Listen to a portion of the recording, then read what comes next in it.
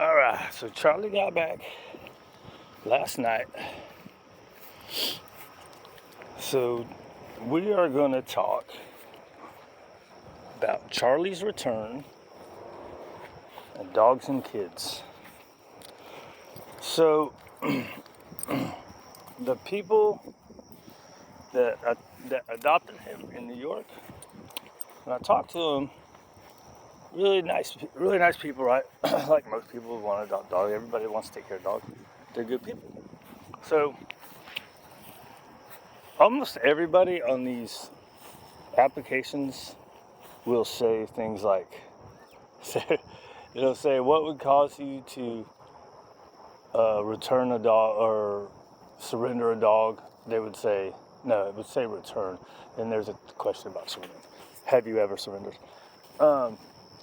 But anyways, everybody always says nothing will work it out, right? So apparently Charlie was getting aggressive with the kids. Now their kids were of older age. I think the youngest one, if I remember right, was 10. And so look, when dogs start getting weird with kids, then people get nervous. If people are getting nervous, then the best thing to do is to get the dog out of the place, right? If they don't think they can get over it, right? Hi, buddy.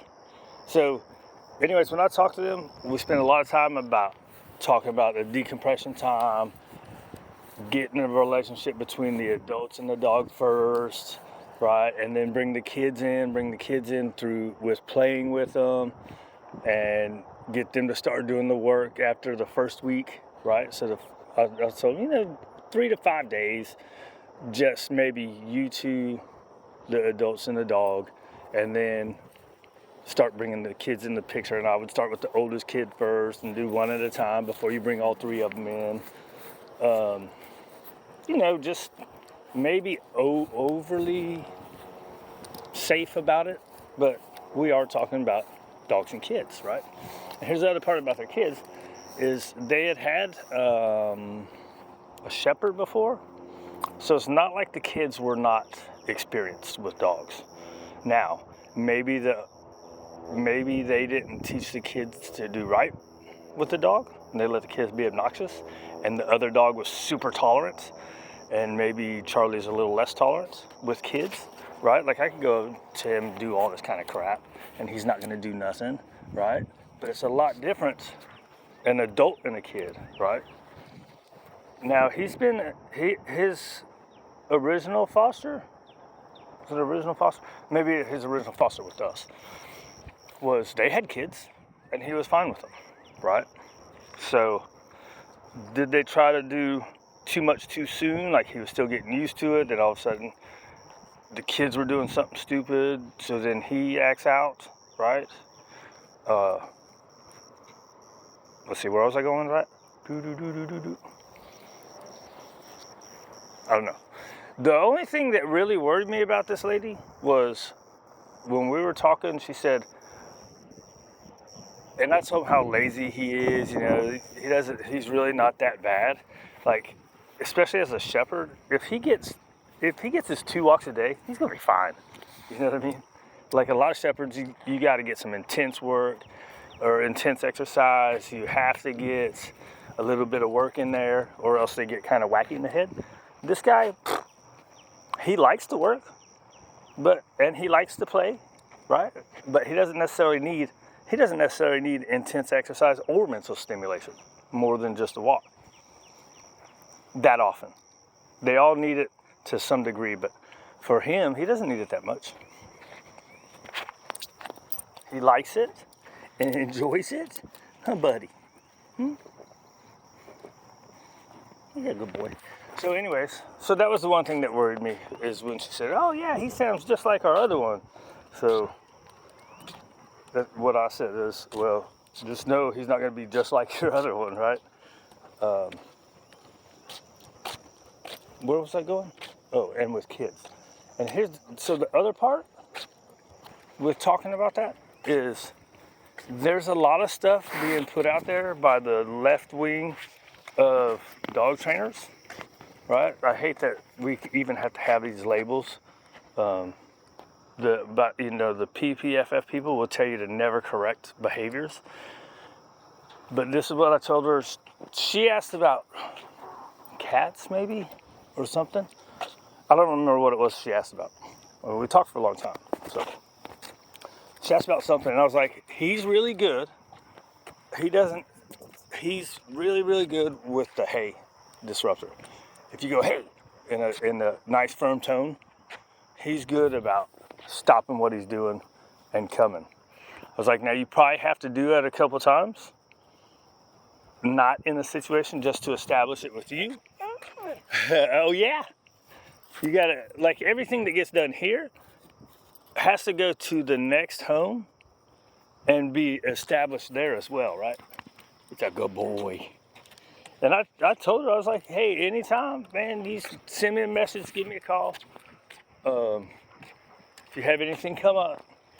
Well, apparently they got a trainer to come out and a behaviorist. Now, I don't know if it was a trainer behaviorist and it was just one, or if it was a trainer and a behaviorist.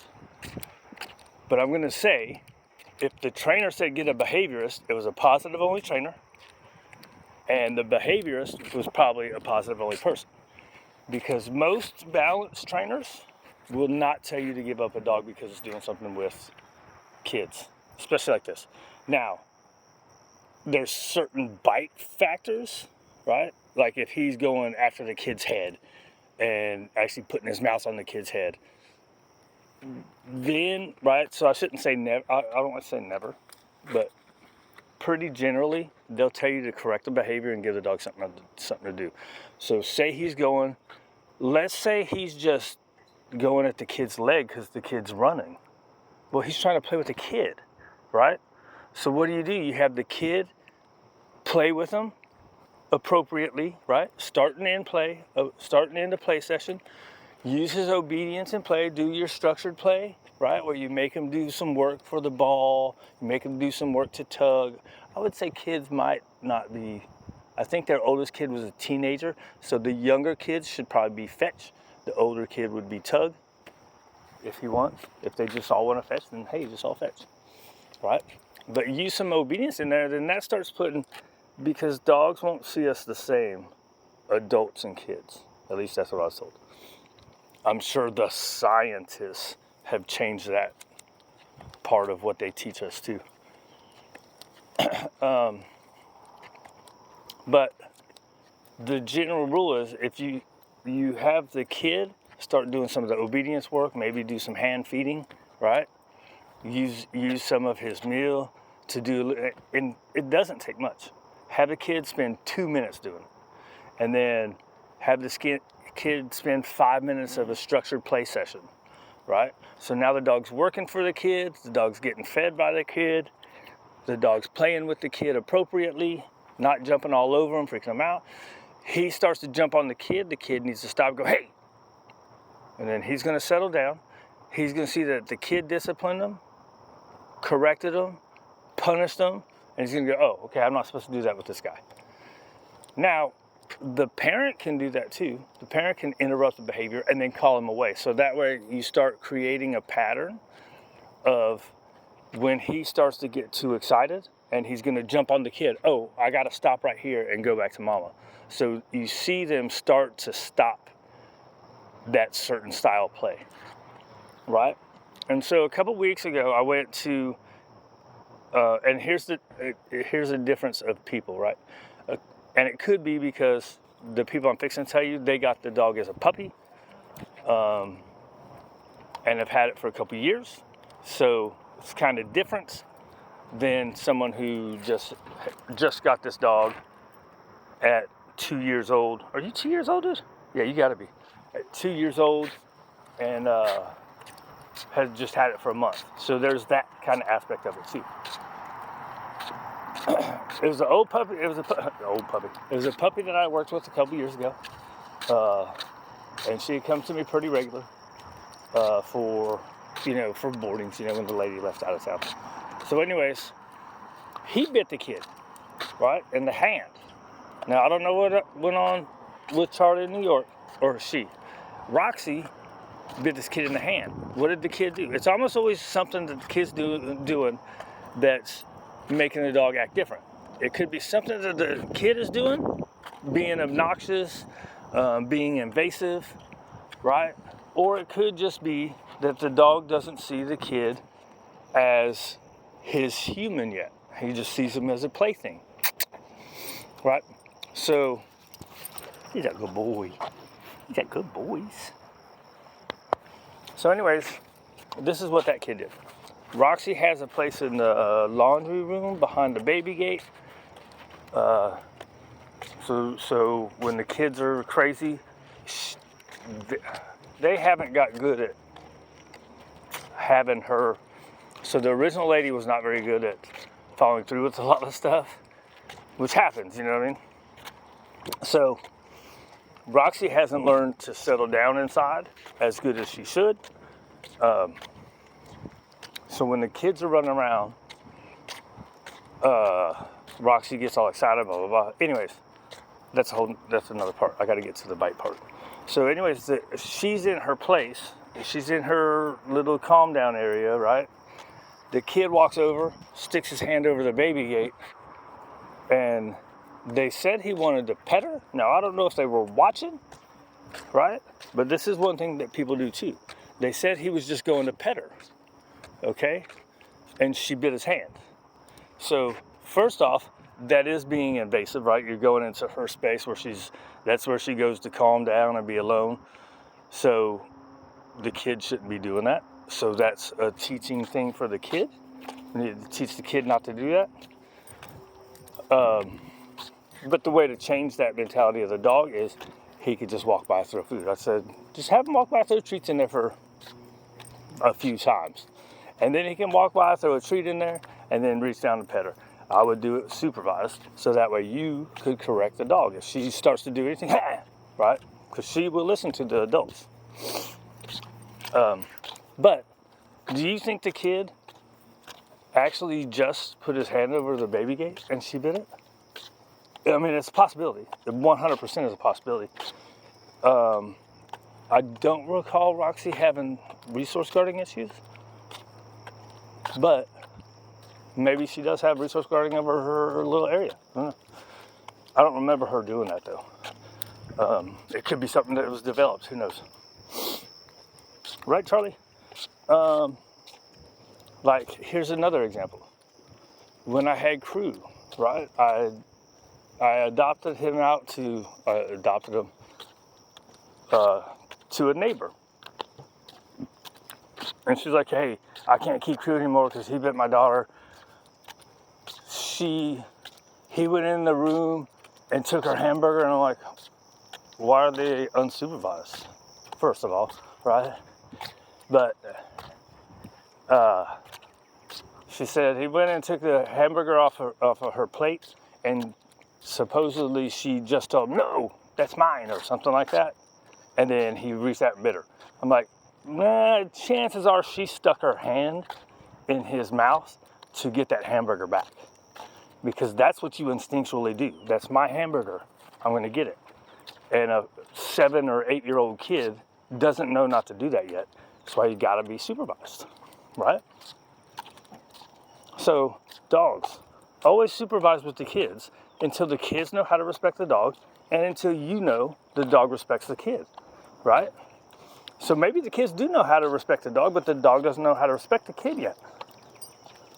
You have to be there to supervise and ensure that those rules are in place. We use a 3-month thing, and I like to say all numbers in dog training are made up, but they don't really know the rules until 3 weeks. That's what I meant. They kind of know the rules and boundaries for 3 weeks if you're pretty consistent. If you're inconsistent, it's going to take longer. They know they're kind of at home at 3 months, right? So they should be set. So that 3 weeks to 3 months period, you might see a little testing of the boundaries, but they know what they are at that point. So pretty generally, I try to tell people that adopt a dog, hey, look, when stuff's going on, nothing but a verbal to start with. Once you hit about 3 weeks, if you're consistent with your rules, then you can start with the more invasive stuff, like if you go, hey, and grab the collar, right? So I'm big on the collar grabs to make them settle down. Now, if it's a more serious thing, right? If it's just jumping around, running around in the house, jumping on kids, I'll do that faster. Uh-oh. How'd that happen, buddy? How'd I do that? All right. Anyways, I think it's getting long, right? And I'm going off topic, sort of. Oh, come on. But anyways, because I've done that to Crew plenty of times, stuck my hand in his mouth and he's never bit me. But that's part of they don't see adults and kids the same, right? I should give you water here. It's all right. So, anyway, we got Charlie on his quarantine. Not really quarantine. His reacclimate. He was pretty good. Did good with the boys last night. But give him a couple of days to reacclimate. It'd be just me and the crate. No free time for a couple of days. And then I got to get him introduced to everybody. I guess Saturday. Oh, shit. I got to leave Saturday. Well, Saturday afternoon. Saturday afternoon's a good time. Because Scooby comes Sunday. All right, anyways, out of here. Have a good day. Don't be stupid. Dogs and kids, make sure the dog understands. Make sure the kids understand. There's 2 factors there to teach. All right, we're out of here.